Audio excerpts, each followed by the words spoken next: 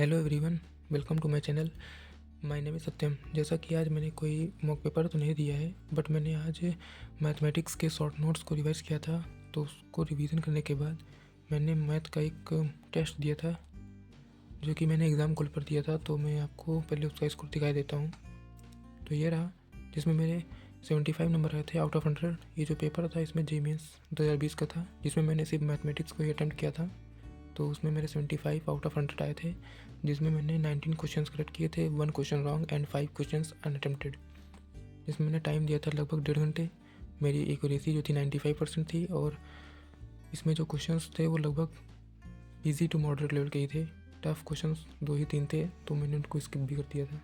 तो आप उनको मैं दिखा भी देता हूँ क्वेश्चंस को, तो आप देख सकते हैं। जैसे मैंने जो 19 क्वेश्चंस करेक्ट किए थे, पहले वो आएंगे, तो मैं पहले वो दिखा देता हूँ। तो ये क्वेश्चन जो था वो सिंपल फंक्शन का था, जिसमें आपको एफ ऑफ एक्स की वैल्यू निकालना है और एक्स से स्क्वायर करके आपको आंसर मिल जाएगा बाद में।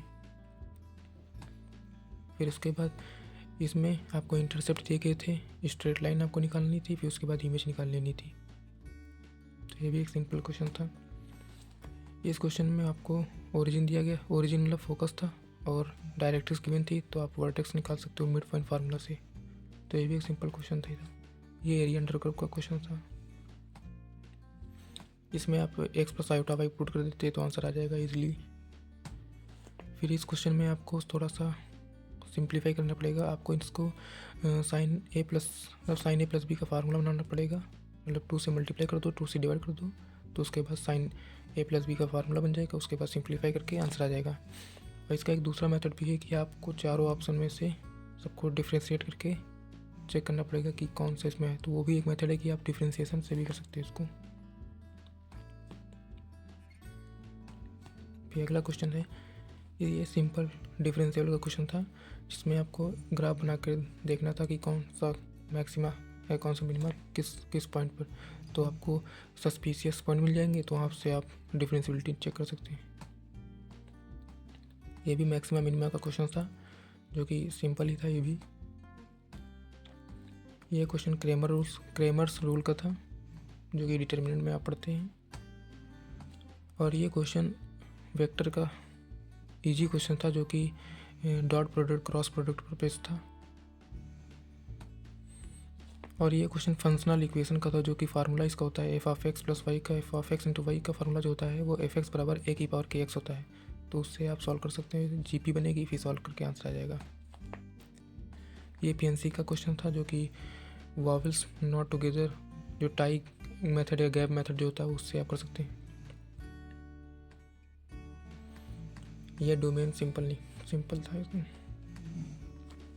यह सीक्वेंस सीरीज का क्वेश्चन था, जो कि नॉर्मल आप फर्स्ट टर्म और कॉमन डिफरेंस निकाल सकते हैं, फिर उसके बाद सॉल्व करके आंसर आ जाएगा।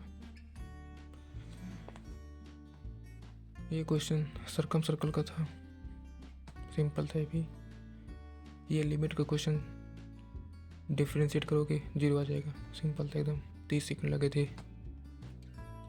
ये प्रोबेबिलिटी का क्वेश्चन था, दिखने में थोड़ा था, बाकी ये सेट थ्योरी का क्वेश्चन था, बाकी इसमें कुछ था नहीं। तो ये भी सिंपल क्वेश्चन था। ये बाइनोमियल थ्योरम का जनरल टर्म पर क्वेश्चन था, तो ये भी एक इजी कैटेगरी में आता है। और ये क्वेश्चन थोड़ा सा ट्रिकी था, मतलब आपको पहले ए की पावर 4 निकालना पड़ेगा, फिर उसको सिंप्लीफाई करने के बाद ए से आपको ऐड करना पड़ेगा, फिर नॉर्मली मैट्रिक्स आ जाती है, तो सॉल्व हो जाती है इसलिए। तो ये भी सिंपल क्वेश्चन था, बस पेशेंस के साथ आपको सॉल्व करना था। तो ये क्वेश्चन थोड़ा सा मुझसे रॉन्ग हो गया, मैंने इसमें गलत कंसेप्ट लगा दिया था, बल्कि इसमें रोल्स थ्योरम लगता, तो मुझसे ये रॉन्ग हो गया था।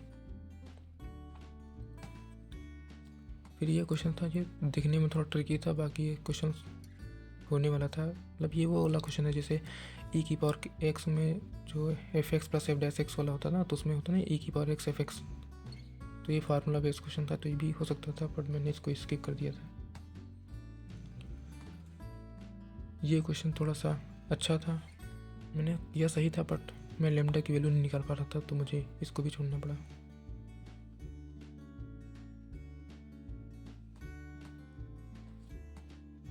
ये क्वेश्चन इसमें मुझे नहीं पता था कि इसमें मीन में आपको नीचे भी इस तरीके से आपको मतलब फ्रीक्वेंसी से डिवाइड करना पड़ेगा। मैं थोड़ा सा गलत कर दे रहा था, बाकी कोई नहीं, आगे से ध्यान रखेंगे कि छोटी छोटी गलतियाँ ना करें। ये एकदम से क्लियर मैंने इसमें किया था, मतलब एकदम लास्ट में अच्छे से सॉल्व के बाद आंसर गलत कर दिया, तो मैंने इसको भी आंसर मैच नहीं कर रहा था, मुझे लग रहा मैं नहीं कर पाऊँगा, तो मैंने इसको भी स्किप कर दिया। बल्कि ये क्वेश्चन मैं कर सकता था और ये क्वेश्चन था इजी बट ट्रिकी था।